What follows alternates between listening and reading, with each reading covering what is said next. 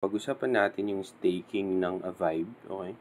Pero bago natin i-stake yung Avive natin, i-transfer natin yung Avive natin from exchange papunta sa wallet natin. Okay. So, punta tayo sa OKX exchange. Ito yung wallet natin.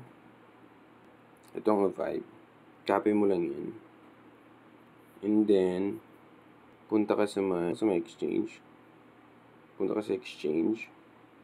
Asset. Withdraw. Ito. Tapos yung Avive. Tapos ito. Then, paste mo lang yan. Yan. ARB.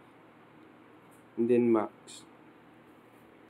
So, ang network fee is 100 Avive. Submit. 263421.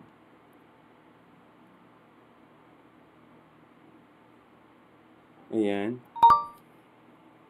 Fee withdrawal. Yan siya. Wait lang natin na maging available sa wallet natin, mga Lodi. So, na-transfer na natin. Dito na sa ating OKX wallet, mga Lodi. Ayan, Avive. So, mga 98 Avive, okay? So, ang gagawin natin, so ito, i-click natin. Ayan, sa gitna lang. Connect natin yung wallet natin. OKX.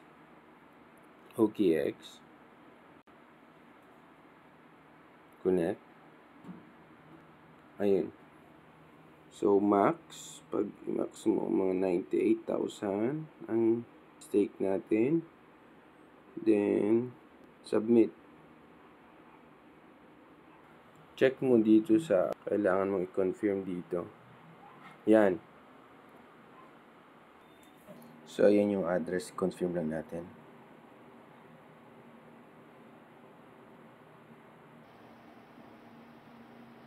Stake success.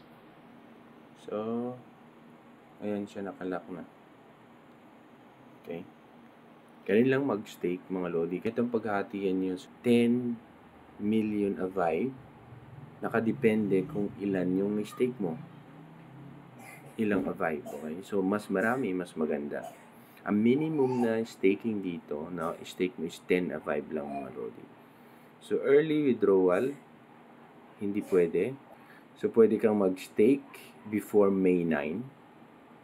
And token redeem will be available by early of May. Rewards will be calculated based on the number of tokens staked and the staking period. So, mas maaga, mas maganda. Okay? So, yan lang, mga Lodi.